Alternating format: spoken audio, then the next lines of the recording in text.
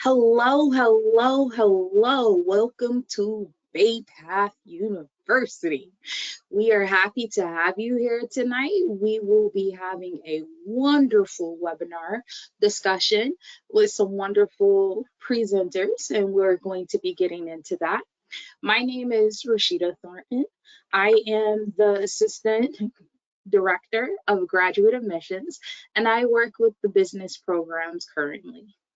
Tonight, we'll be having a wonderful presentation from the MBA program here at Bay Path University.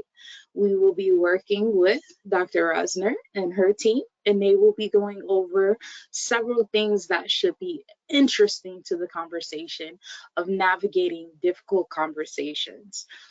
If you are looking to find more information about starting with Bay Path for the fall or even the summer, please give me a call or contact me.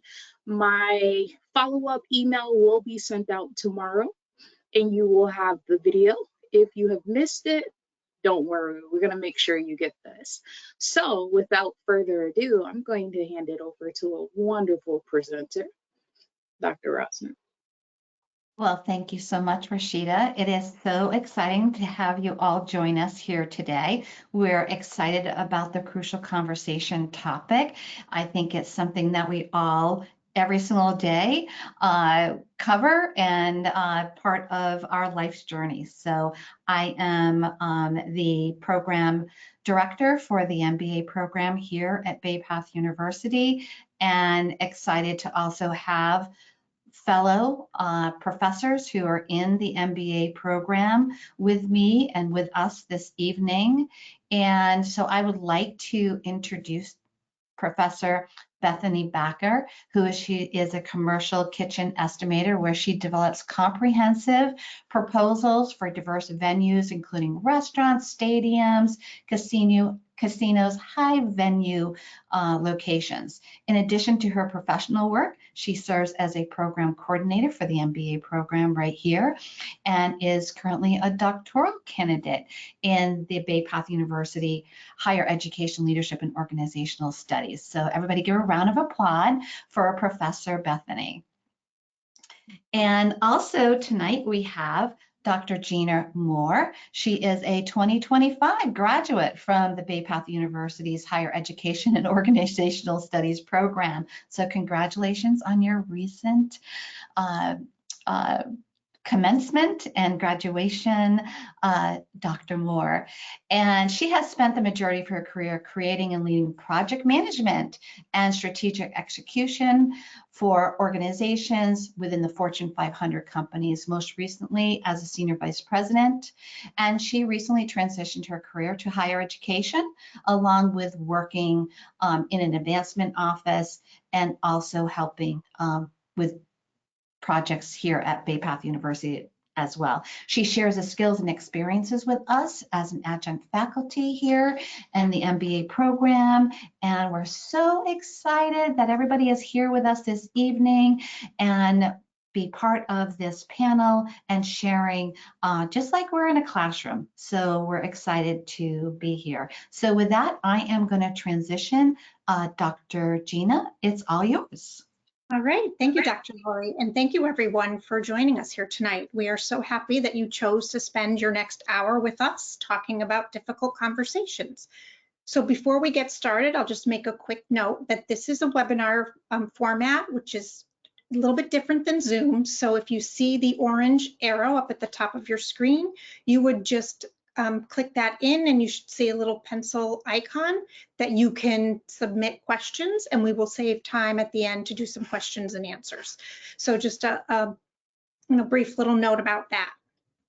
All right, let's get started.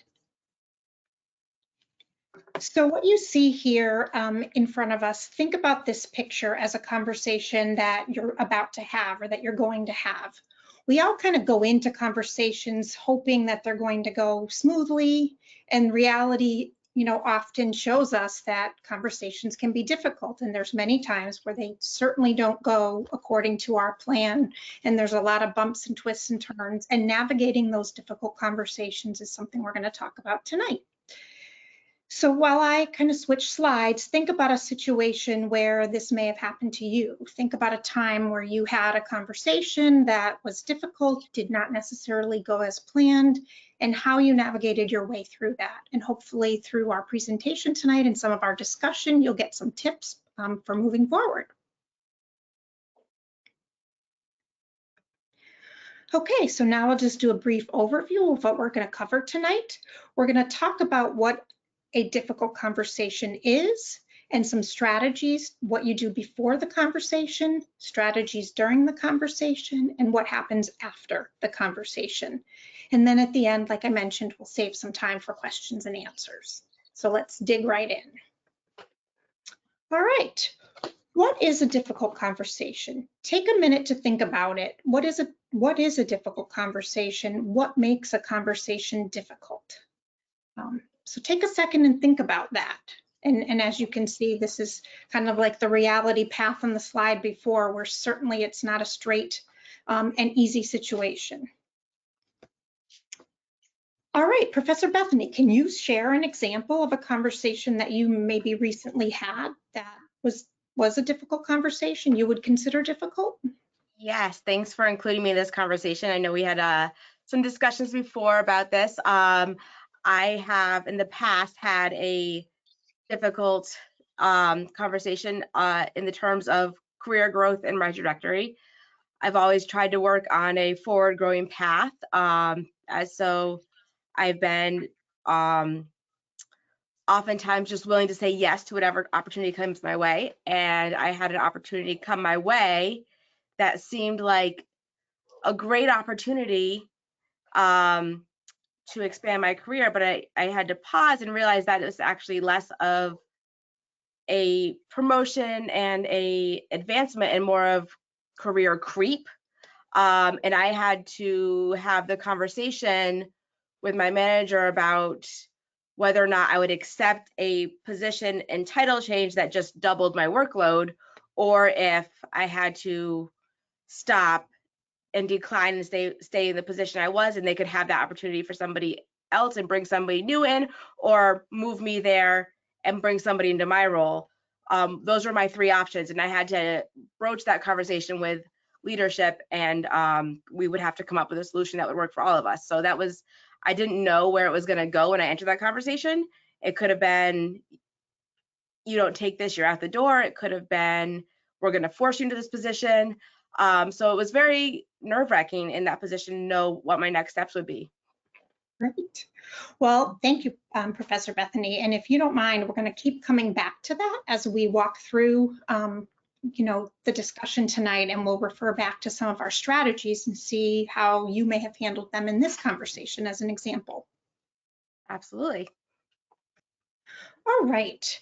So what are difficult conversations? They're crucial conversations. They do not have to be big, intense conversations within the workplace. They can be conversations that happen in your day-to-day lives.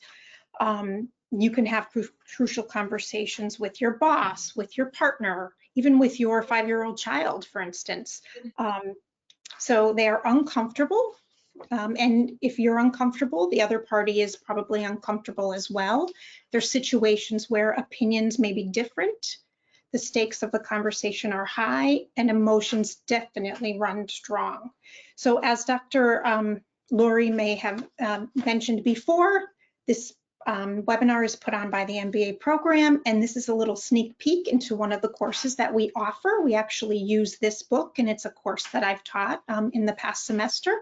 We use this book, which I think is one of my favorite books, actually, Crucial Conversations, Tools for Talking When the Stakes Are High. And so you'll get a little sneak peek into some of the things we do in one of our courses. So that's exciting, and I'm happy that all of you get to witness some of that tonight. All right. We're going to talk about strategies before going into the conversation.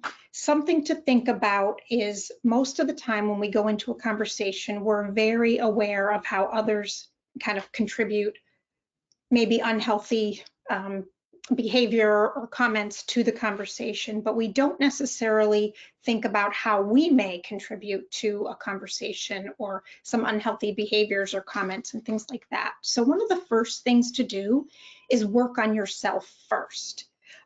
So it's important that before you enter the conversation, you really want to start with the heart. Think about, what do you want for yourself out of this conversation? What is it that you're truly looking for? What do you want for others? So what do you want for that other party that you're going to be talking to? And then what do you want for that relationship moving forward? Because truly that conversation that you're about to have, these things can really change how the relationship may end up if you're not careful with that conversation and how you're interacting. So it's important to start there and start to think about those things as you position yourself for the conversation and really reflect on what you're looking to get out of it.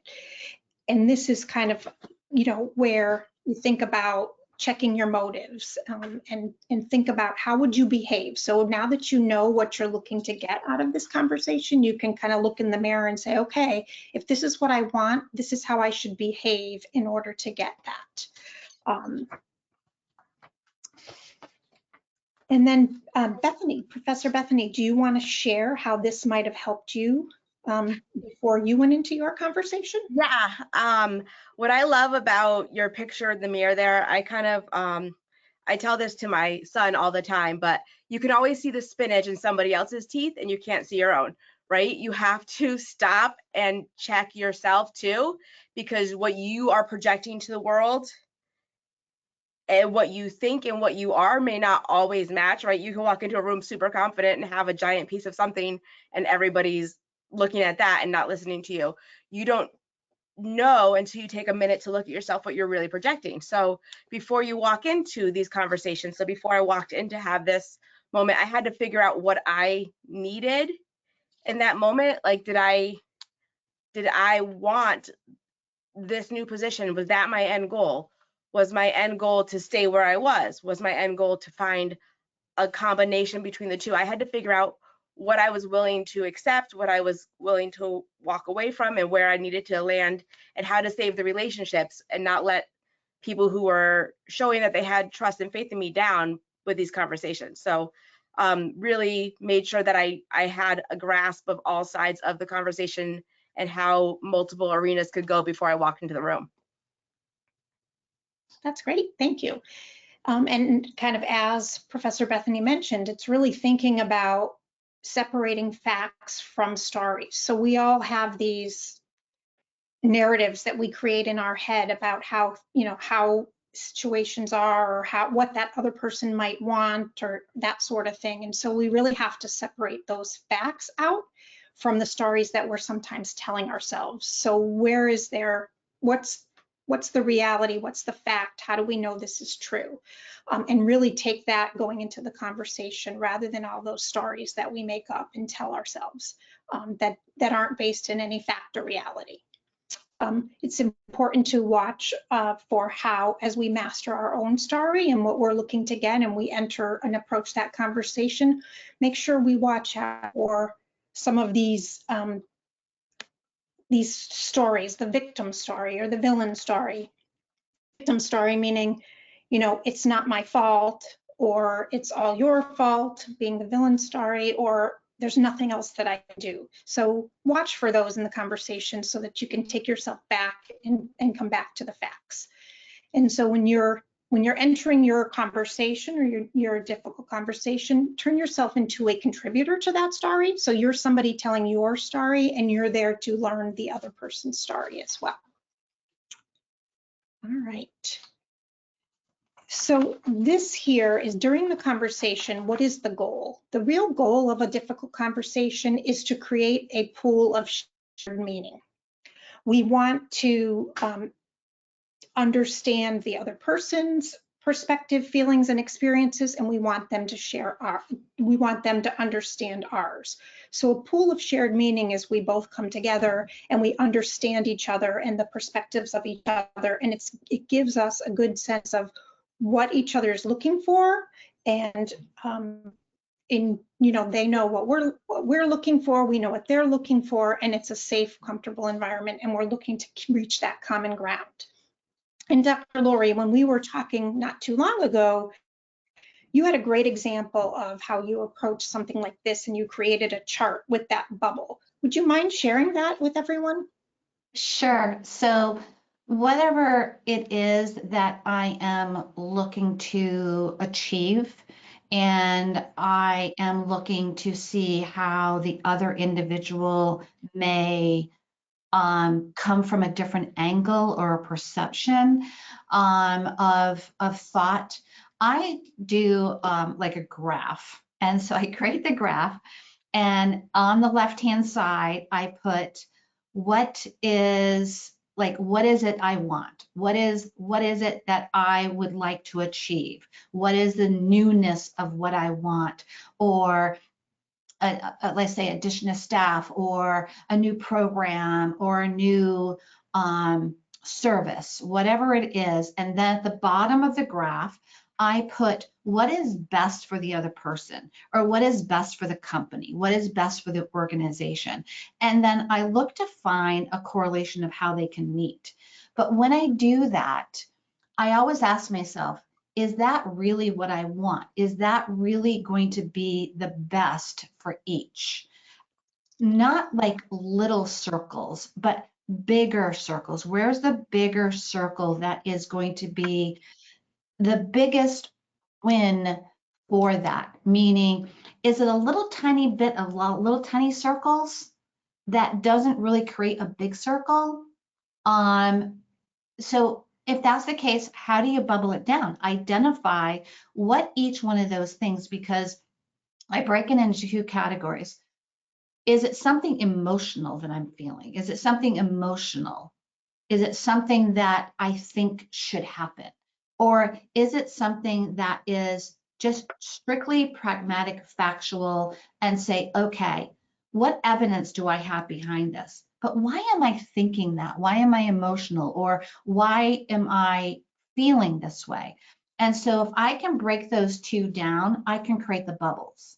And then the bubbles, I can figure out how they can meet together, because it's almost like you have to analyze why you're feeling this way and what evidence is going to support that. Because then oftentimes it's like a siphon, right? We have to bring down all this information and to think of ourselves like outside of ourselves, and then bring it down into like a critical thinking funnel where we can say, I see it clearly now. Because if the clearer we see it, the clearer we can articulate, and it helps the other person also see how they fit into that circle. Because if they can't see how the organization or how they will fit in the circle, there's no motivation, there's no reason. So hopefully that helps. That's what I was talking about. Yes, definitely. That's a great example. And Bethany, can you talk a little bit about how you applied this to your situation? Yeah, I also want to touch a little bit on some important things you have in this slide too.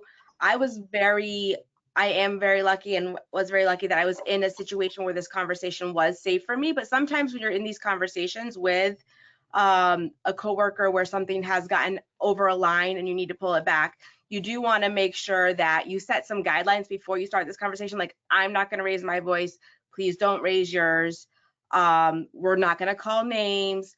If you are to a point like that, you want to call that elephant out right before you start and just set those guidelines. And if those get crossed, then be the one to say, you know what, we're going to stop this here. We're going to come back after we calm down. So those are also really important tactics I don't want to forget. But I, again, was very lucky that this was a very safe space for me to talk. And I have had very trusting supervisors who were willing to go in. So I was able to go in the room and talk to me and my day to day and what was happening that they didn't really know in my position, and how I was working my full day, but really I had found ways to become more efficient and fit extra things in. And so I was already working beyond what if they had brought somebody into my position would be able to do to fulfill the role.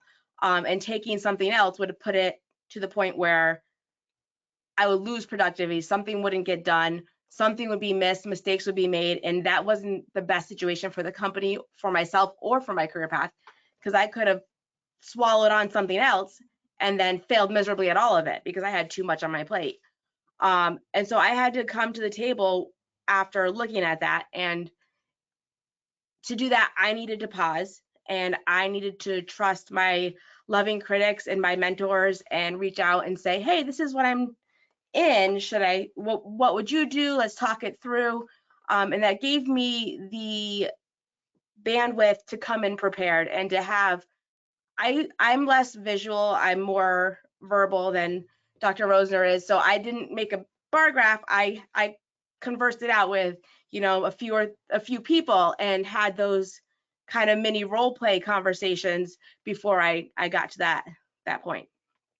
So there's many ways. The visual is great. It does help you really embody both people's side of it, and reach out to some other people, get some advice. Yeah, definitely. That's great. And you're absolutely right. We're all different and we all have better ways of thinking about things. I tend to be like Dr. Laurie, and I like to write down, the pros or cons or the things that I'm actually looking to get so I can see it and help it become more clear to me.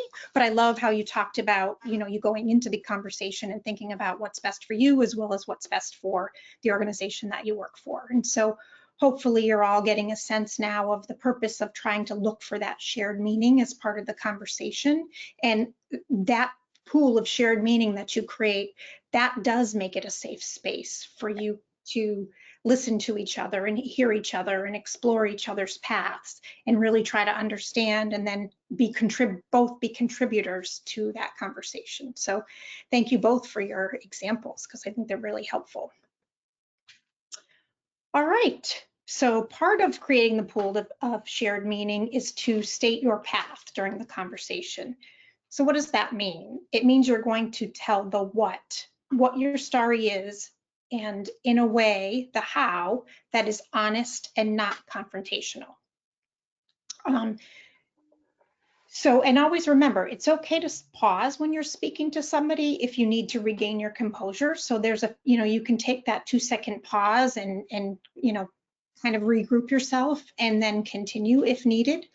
So as part of stating your path, the letters mean something. So you're sharing your facts. You're starting with what you see or hear, what there's evidence for, so the other person can understand what, where you're coming from and what is a concern to you.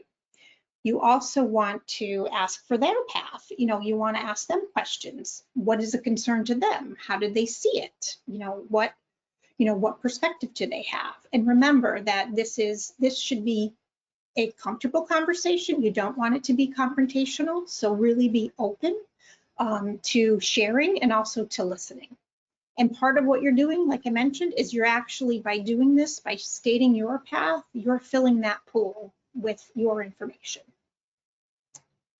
And then tell your side as a story that actually allows for room for somebody else to tell their side. So don't make it a one-sided conversation.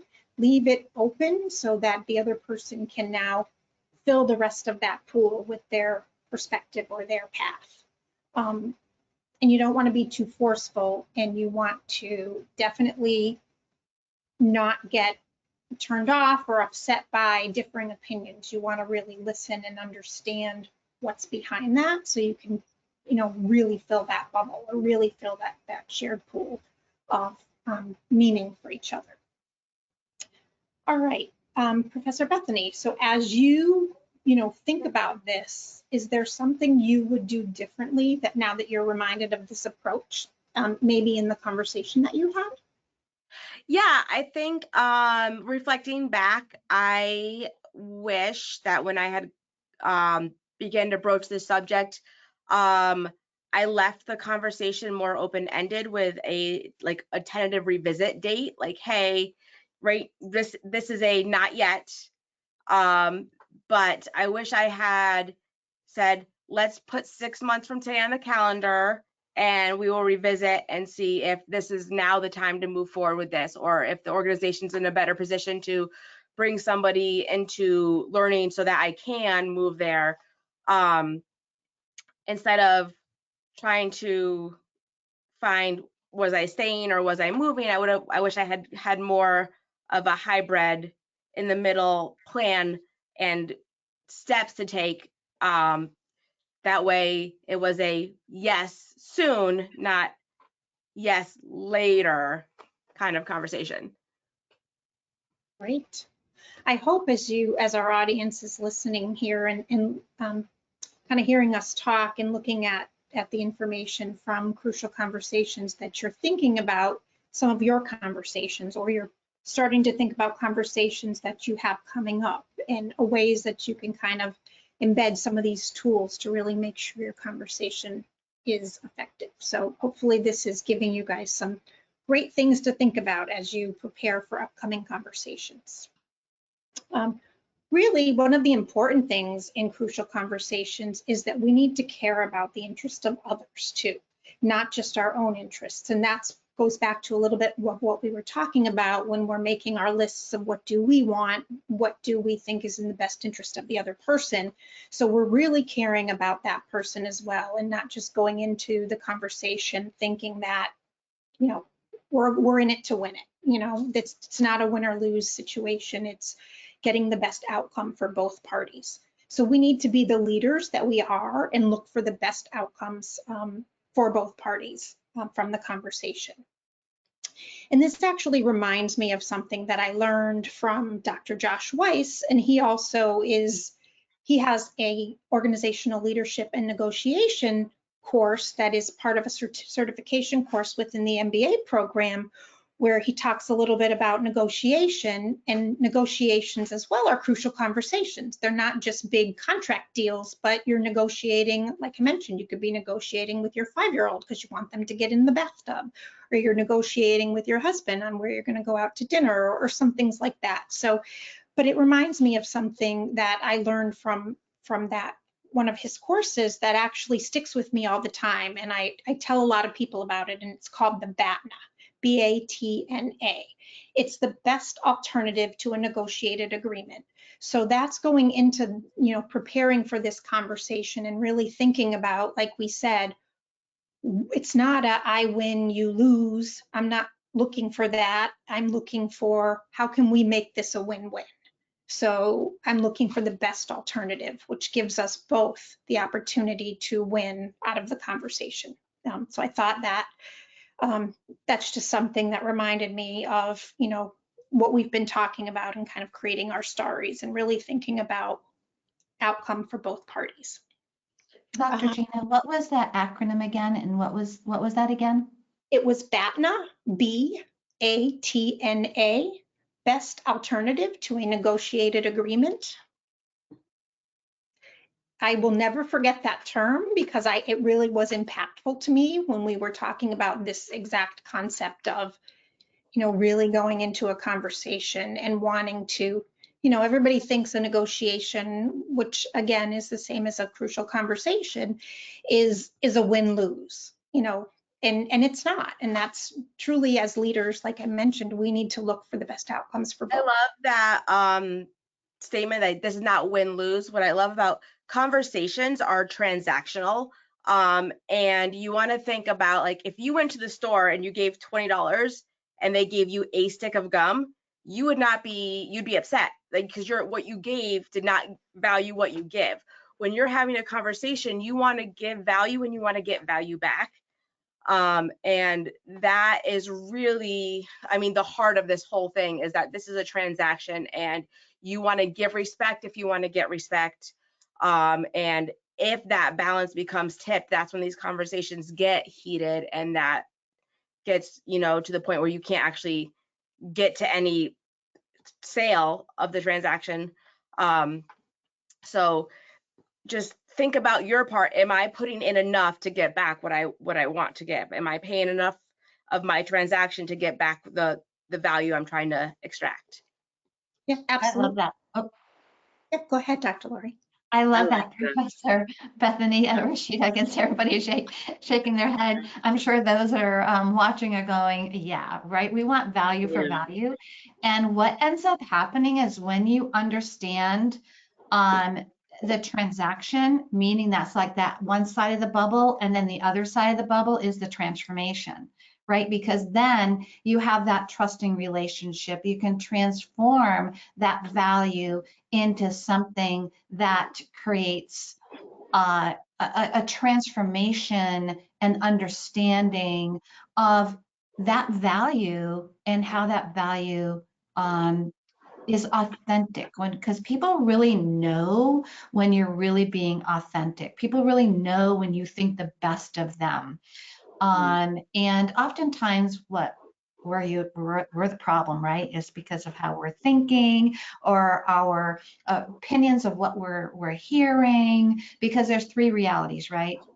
My reality, your reality, and really the truth in between, Mhm. right? Of what's really going on. And so I always say to myself during that negotiation, what it goes back to that what and why. What I'm about to say, is it going to make the situation better or is it going to make the situation worse? Mhm. And Dr. Gina, I think that's where you're sharing that. Yeah, Mhm. absolutely. And that talks about or touches on the points here on the slide, mutual purpose. It all starts with mutual purpose, right? Caring about each other, caring about each other's goals, and Mhm. caring about each other as a person, that mutual respect. And so I love how you take that bubble and you talk about, it being transformational, because you really are, when you're creating that sense of shared meaning or shared purpose in a conversation and you're caring about that other person, you're really coming out of that, making the relationship stronger and more effective and more actually you can get closer with that other person because now you really understand each other and where you're coming from to really kind of drive forward. And it's true, we all want to get value out of it, but we also want the other person to feel the same way as they walk away from the conversation. So sometimes, Definitely. as you'll see here, it says when safety is at risk. So if you feel the conversation going wrong or getting uncomfortable, or you sense the other person kind of stepping back and getting silent, or they may really step forward and start to get defensive, you want to take a step back out of the content of the conversation and really talk about concerns and things like that, so you can kind of rebuild that safety or that comfortable situation, so then you can step back into the content and proceed. And as Professor Bethany shared before, sometimes it's okay to even say, maybe this isn't the right time for us to continue because emotions are starting to heat up again and you realize that you're not going to get that transformation that you're looking for. So it might be okay to say, you know what, maybe we need to take a break, or maybe we need to talk about this again at another time. And that's certainly okay too. Yeah, and that makes me, remember that sometimes we just need to remember that maybe this conversation is transactional and it's not going to transform, and be okay with that, because Mhm. sometimes it's a transaction and we're thinking transformational all the time, or we're thinking transactional and we're like, where is this going? Is this transformational? I don't want that. I just want the transaction. So I think it's just important to not get outside of ourselves and think about the other. I always used to tell the students I worked with, especially with anger management and dealing with their emotions, the biggest thing I used to always say is stay clear, stay concise, and stay consistent. Know your limits, walk away. It is okay to walk away at any point in that conversation if you do not feel safe.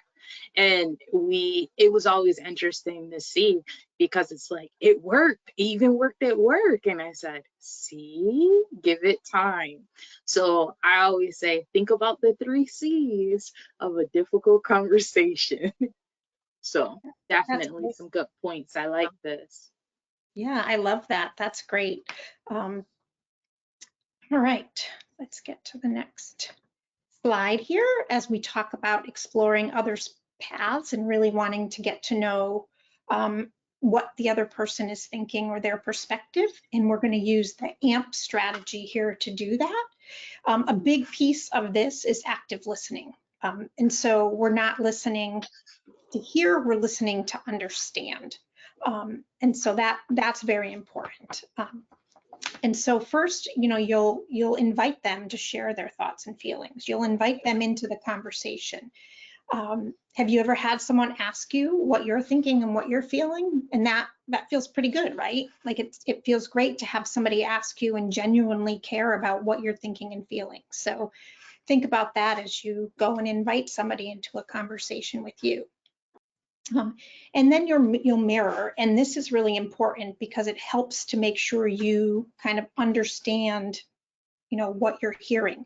So you might say something like, "Can you help me understand your perspective?" Or I thought I heard you say this, but I feel you might actually be saying that. And so, there's ways to kind of mirror what you think you're hearing to make sure you're really understanding the situation.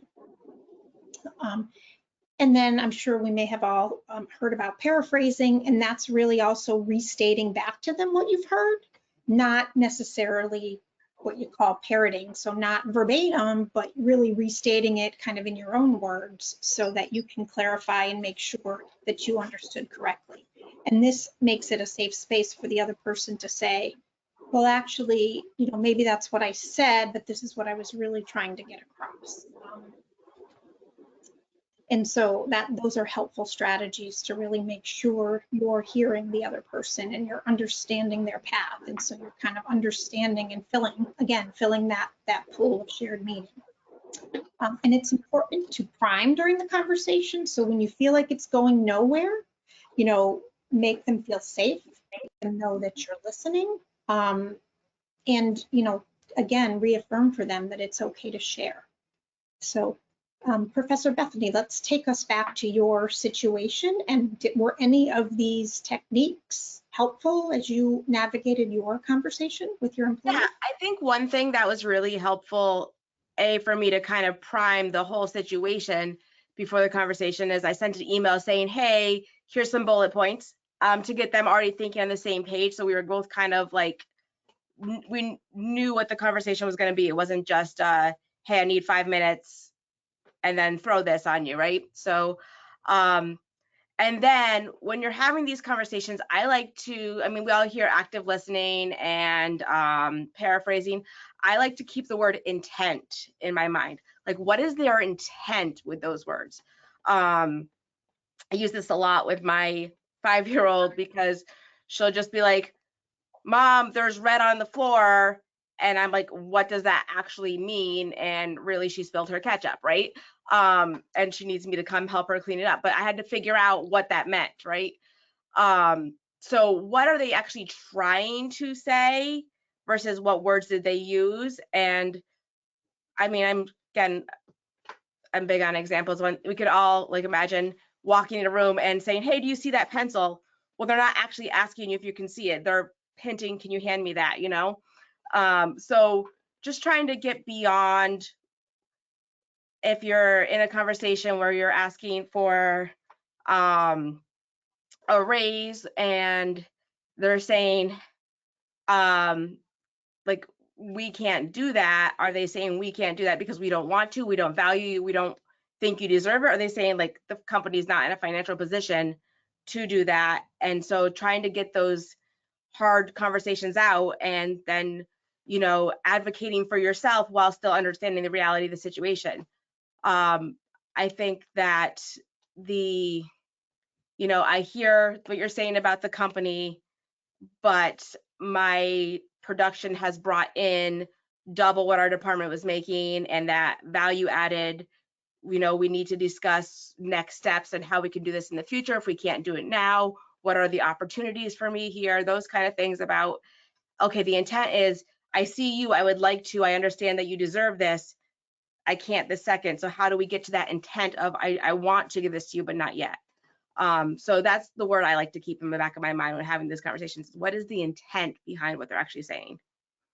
Yeah, that's Very true. And that, again, trying to understand that is that part of that active listening that you mentioned.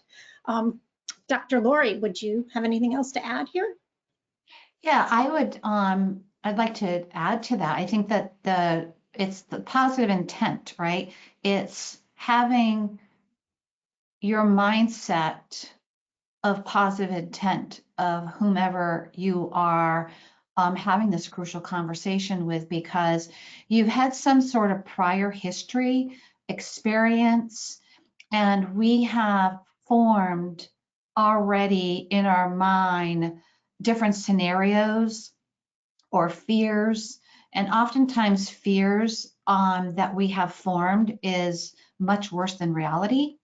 And so not to let that be your guide, but rather what is that really that clarity, like Rashida was saying. I really liked what you said, and having that intent and focus, and always go back to what the discussion is about. Don't let any discussion creep or prior situations that may have not been as favorable come in, because at every crucial conversation is to think the best of each other and to help rise and raise the situation.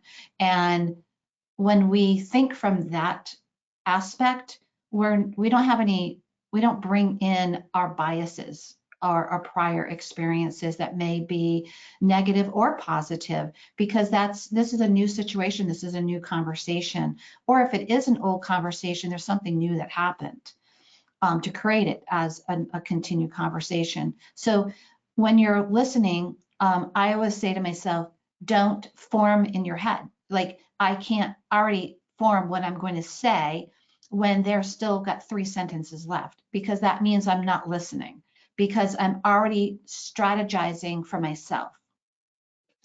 And so when we're listening to someone, we're really a blank slate, and we're there to really shape the path where we both can have a mutual understanding, because we don't know where it's really going to go. We know that it's in favor of the organization, in favor of our relationship, in favor to the end result. And when we come with that, that's like joyful, and to lean into the crucial conversation, because it may actually create something that is transformational, that could be an amazing opportunity for you that you are really scared of to address. And it could even be client work. It could be wanting more from a contract. It could be whatever it is. Our prior lens really can be devastating for us, because we're not really a blank slate going into it. And one last thing, if I may add, psychological contract theory that we teach in the program, it really is about an unwritten event where an employee has an unwritten understanding of something with their employer. And that could be in the employee's mind only. And because there was never clarity in having that crucial conversation, you can't make assumptions. And we're actually doing a disservice to yourself or to someone else, because we need to clearly understand the psychological contracts that you have made. Just think about all the psychological contracts that you have that are unwritten between you and your boss. It's just a given. And then what happens if something like that is taken away? Clarity and understanding of the picture before you go into the conversation. It could be our own perceived fear or expectation that no one else is aware of. And that in itself could be the clarity. I think about that framework with like how many times I get frustrated because I felt like my husband was supposed to take out the trash, but we didn't talk about it. I just expected him to do that because he has before, right? That's a psychological contract that I had, that we didn't have that conversation. And then I'm frustrated and taking it out and take it out on him later on, instead of just saying, hey, would you be able to do this? We have psychological contracts in all aspects of life, and using that framework to help guide it is like, hey, is this real, or is this my psychological contract being broken, not a real conversation?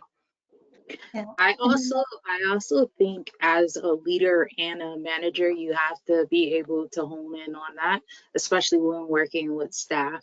You want to be clear on that, because you could have an assumption going into that conversation, which is going to knock it off course as soon as you start with them. So like Professor Bethany is saying, sitting down, I love how you said, Dr. Rosner, writing the facts. I do that all the time. So that is a big thing, because it clears out your mind. So when you sit down, that preconceived notion that you have for expectations is wiped away. And then I like it because then I'll put key points down and I'll say, okay, make sure you stay on course. Check 1, check 2. And I only give myself, if I'm trying to make a conversation work, at least 3 points to put into that conversation, because I feel anything over that will create chaos. Let's work with the little things first. So I good love, stuff tonight. I love this. yeah, and I don't know about you guys, but I'm sitting here thinking, geez, a conversation I had as recent as yesterday is like, I can go back in my mind and think about how I could have done that different, and it probably would have turned out better. So, Dr. Laurie, you really said something that hit home, is assuming positive intent. Because you're right, when we go in there, maybe we've had a bad experience with somebody, when we bring that old baggage, you're right, it's absolutely devastating to us if we let that creep into the new situation, because we've already gone and figured out how it's going to go. And we're setting ourselves up, and that can have impacts to obviously the relationship moving forward, and whether that's with a boss or or a partner. So I'm sitting here thinking, geez, conversation as recent as yesterday, I wish I said something different. So I'm sure we're all thinking about something that, we wish maybe we use these strategies, but I want everybody to know that it's not easy. And so give yourself some grace. These are difficult conversations. They're called difficult because they're difficult. They're not easy. And so these tools we're giving you are not something that, you're just going to snap your fingers and it's going to be a perfect conversation the next time. And you're going to remember to do all this, because sometimes in the heat of the moment, we do react rather than taking a pause and thinking about it. And so if you can think about anything when you're feeling like that, or you're feeling triggered, or you're starting to sense your emotions are winding up, take a pause, take a deep breath, and think about, okay, I need to really reground myself in where I am in this conversation, what I'm looking to achieve, and what's best for both parties. So, it's going to take practice. It's not something we're going to be perfect at. But again, the more we have these crucial conversations and use these tools, the better we'll get. We do have one question on the table. Could you provide an example as an approach to ask for time in order to prepare for a critical conversation? Yeah, absolutely. I can take this one, and then Dr. Laurie or Professor Bethany, if you have anything to add. There's nothing wrong with saying, I'm not quite ready to have that conversation, but if we could plan a time, maybe tomorrow, give me some time to prepare. I think we would, I'm certainly very willing to have that conversation. I would love to have that conversation with you, but maybe this isn't the right time. Can we look for a time that, works for both of us? Right. And even if in this example, this is where I need to have a decision made by today. So that's where I think being able to have that open door policy with your boss is critical. So I love it. I can email any of my program directors and say, hey, this is what's on the table. Can we meet? And all of them will stop, make time for me. and vice versa. So I definitely think always having a clear line of communication creates a pathway to having difficult conversations as they come along as well. I love that, Rashida. I also want to if there's a sense of urgency on the other side of the conversation, I always want to hear and validate that too. Like, I absolutely think this is a very critical matter that needs to be discussed in a timely manner. How about now's not a good time, but how about right now, both of us write down 3 to 5 talking points that we have so we don't forget what we need to discuss. What's your calendar look like? When can we get this on, right? I think making sure they know that it's important enough that you're going to do something on it this moment, if not actually have that conversation, and validating that this is timely and I'm going to make it a timely matter. Yeah, and if that happened to me, I would say yes, and I don't usually do the but or no. I'll just say yes, and help me understand. Are you saying that you need this right now, or is this something that we can, like building off of what Professor Bethany just noted, how can I help you right this minute, and then I can go and get more information for you, because that's allowing me to say yes, and then if it gets a little bit more edgy, I will say, I really don't want to put you in a position where I'm not providing you with all of the information that you need. I feel like I'm going to do a disservice to you in this situation. So could you just give me, information and let me go find out more information for you and get back to you tomorrow morning, tomorrow afternoon, because I'm afraid that we may not be looking at all the facts for this client and what their needs are, or this situation, because then you're helping them. Sometimes the individual doesn't even know what they want. Sometimes they just have something that came down from their supervisor and they're on high alert, and now they want this information. And sometimes the information we think they're asking for is not the information they need. So do whomever is in front of you, do them a favor and help. That's why we have these questions here, right? Prime, help me understand. I am here for you. I'm sure we can figure this out together. What more information do you need? And then you're not going to a meeting because you've got that information right in front of you, and then you have time to think. Also, it's your personality. Some individuals may be very okay with impromptu thinking on their feet. Others do not want to think on their feet. They're like, I need the information, I need to think it through and get back to you. I'm not good thinking on my feet, or I feel like I need more certainty and understanding, more information, more facts. So that goes back into the PI index that we do in the MBA program, where we understand your behavior. And when you understand your behavior and how you respond, you'll be able to enlighten others of how you think and why you're there to help them with that information. You also gain tools and perspectives on how to handle somebody who communicates in a different style with you in a way that they understand, because I'm extremely extroverted and I work with some extremely introverted people, and I can come off as overwhelming and they can come off as standoffish. And I've had to learn that that's not that they're standoffish. They're just not the kind of person to jump up and volunteer first for karaoke. They and so when you understand your communication styles, which is one of the things I teach in the MBA program, and along with the PI index, you can really start to see, okay, I need to tone myself down for this conversation so we can start at the same level. Or I need to bring myself up a little bit, and then, they'll meet me down. And those kind of communication styles really start to play into these kinds of urgent conversations.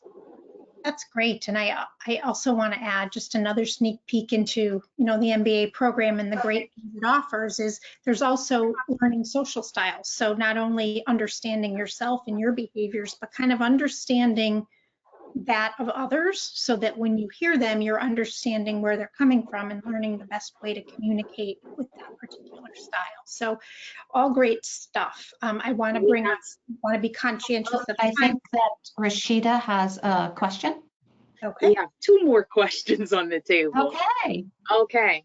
The first question is, how do I go about starting a conversation with telling someone things they would not want to hear? So, if they are not fulfilling their duties in their job, or even they've been talked to prior. I think one of the important things here, if, as we looked at some of the strategies and tools, is really remember to, as you're preparing for that conversation, start to reflect on, yourself and understand maybe what part of this or what part of what you think they're doing, is there any part you may be playing in that, and make sure that's clear. And then also think about sticking to the facts, right? Like sticking to the facts and taking the emotion out of it would be a good way to start that conversation, and making it safe for them as well. And, letting them know, I'm here to listen to you. I want to understand how you feel about this, and those sort of questions, so that they're feeling that the conversation is not an attack, but more of a way for them to be able to open up and share their perspective. So not coming in accusatory saying you didn't do this or whatever, but really trying to A, state the facts, and then B, really open up the conversation to hear what their side of that shared pool is. Great. I love Yeah. how you answered that, because it actually goes into the next question that you have on the table. So, also, how would you talk to a coworker about tension? Because both of you are work completely different, and that person can come off kind of toxic at times. So even when you address issues, even if you're doing it nicely, it comes off as you're being toxic back towards them, and even though you don't want that.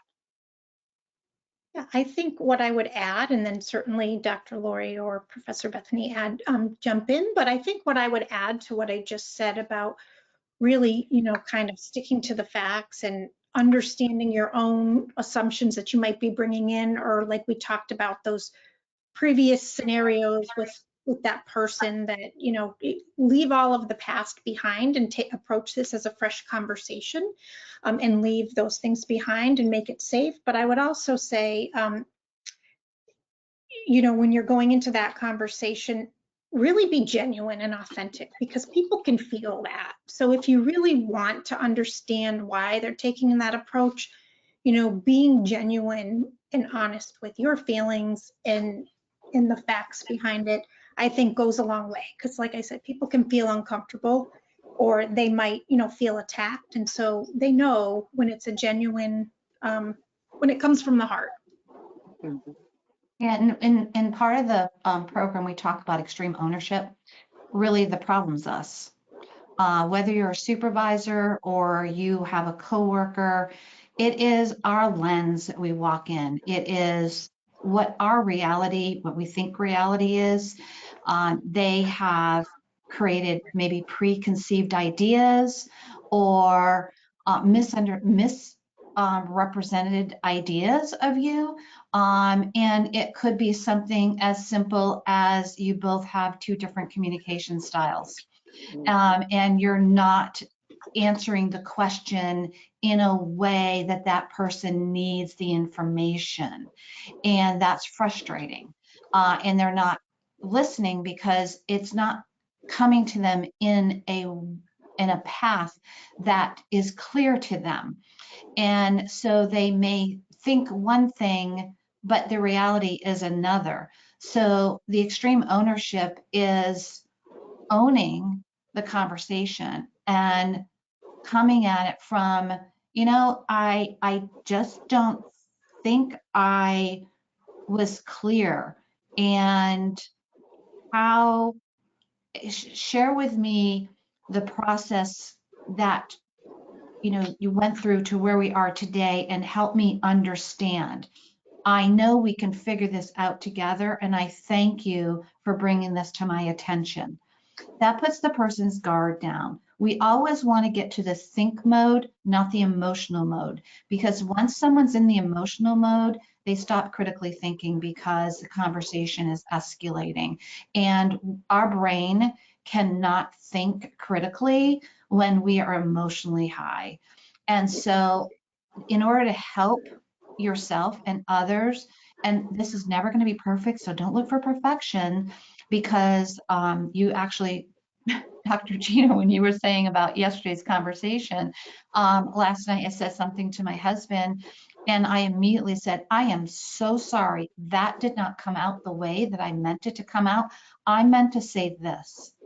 And the look on his face, is like, oh, because we don't have to be perfect.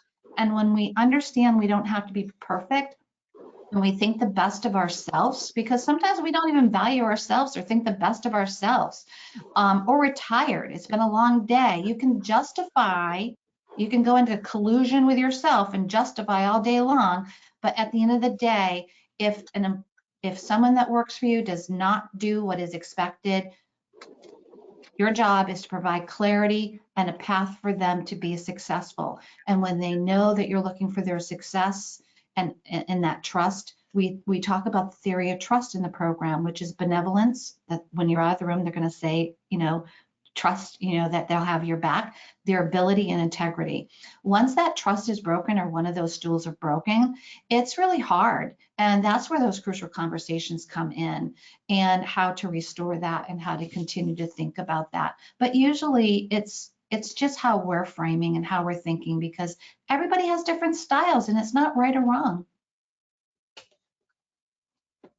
All right, Rashida, I will wrap it up really quickly with this last slide, and then we can take any more questions that we may have. I also want to just be conscientious of time. So after the conversation, it's really important to kind of move to action. So it's really important that you walk away from that conversation with both parties understanding what happens next. If there's a follow-up necessary, agree on how you're going to do that.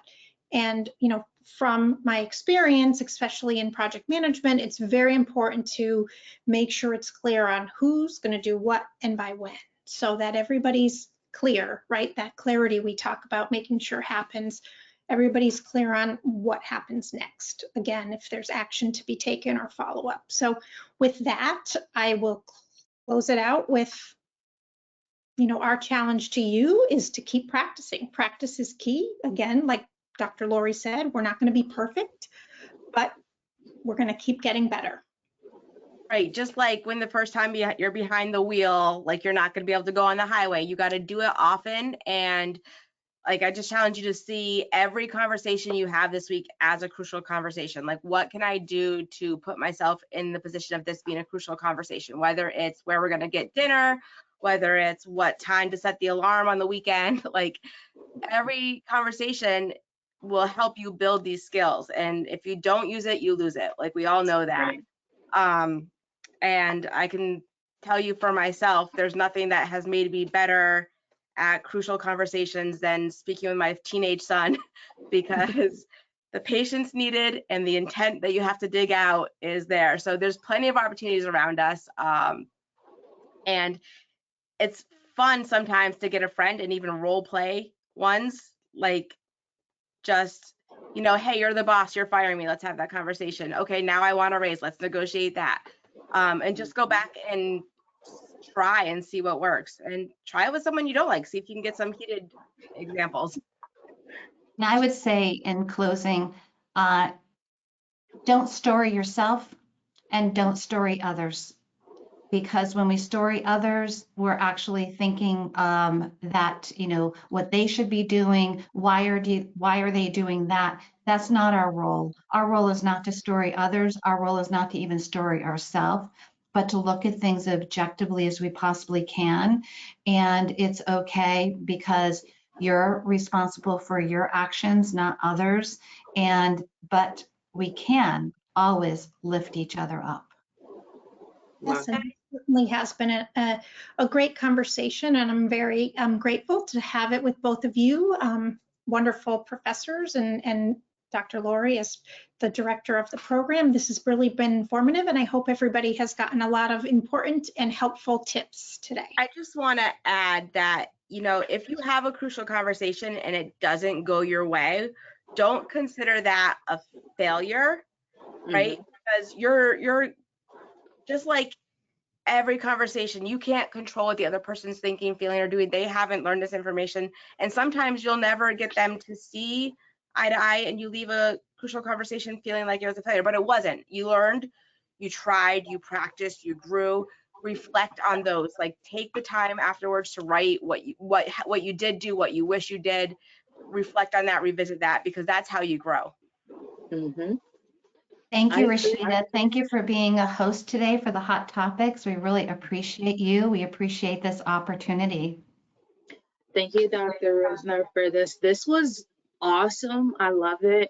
And this is just the hint of what you're going to go through if you come into the MBA program. We have open forum with conversations like this. You have a fantastic program director that is always going to challenge you, that's going to bring you up to those conversations, bring you up to the challenge within yourself. So this is just a key tidbit of what you get with the master's program with us. We thank you for coming. If you have any questions about the admissions process, please do not hesitate to reach out to me. My number, if you have any questions, is going to be 413-331-7120. If you need to reach out to me about any admissions, my door is always open. If you have questions about the MBA program, we have this wonderful program director, and I will definitely contact and get you guys connected, and we'll be able to go through everything as a team. Because here at BayPath, we're a team. So thank you for your time, and I hope you enjoyed the presentation tonight. Give me 1 second, and